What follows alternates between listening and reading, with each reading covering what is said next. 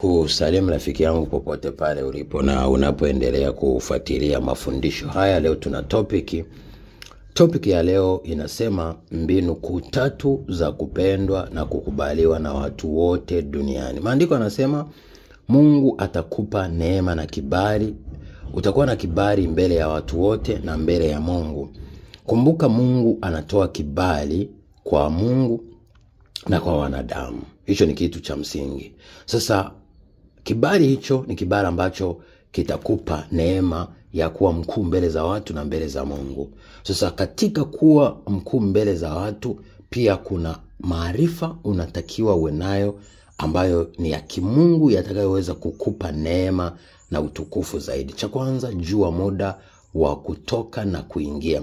Maandiko yanasema utabarikiwa uingiapo na utokapo. Kwa hiyo ujue namna ya kuingia mbele za watu na kutoka mbele za watu. Si kila wakati, si kila muda, si kila majira wewe upo. Maandiko yanasema ukiondoa cha thamani katika kilicho kibovu, ndipo Mungu atakufanya kuwa kama ukuta wa boma la shaba juu ya watu hao, na watakurudia wewe lakini wewe hutowarudia. Ina maana watakufuata na utakuwa na kibali juu yao.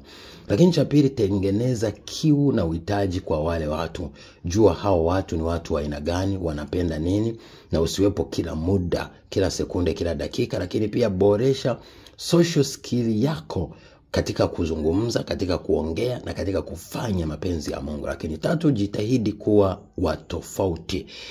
Usikopi maisha ya watu wengine, usishindane na watu wengine, usitafute umaarufu kwa watu wengine, bali mtangulize Mungu naye atayanyosha mapito yako. Kumbuka safari ya maisha hapa duniani, ili uweze kuendelea, ili uweze kufika mbali, unatakiwa kwanza hakikisha unajiwezesha katika Kristo.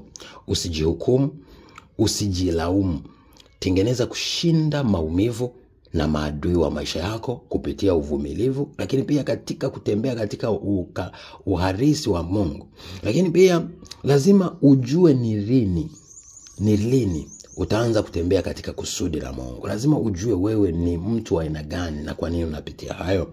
Lakini pia usijilaumu kwa yote yaliyopita, bali muamini Mungu, lakini tambua majira yako. Lakini pia unapopitwa katika maisha na jambo fulani, usikubali kuendelea kujuta kwa hilo.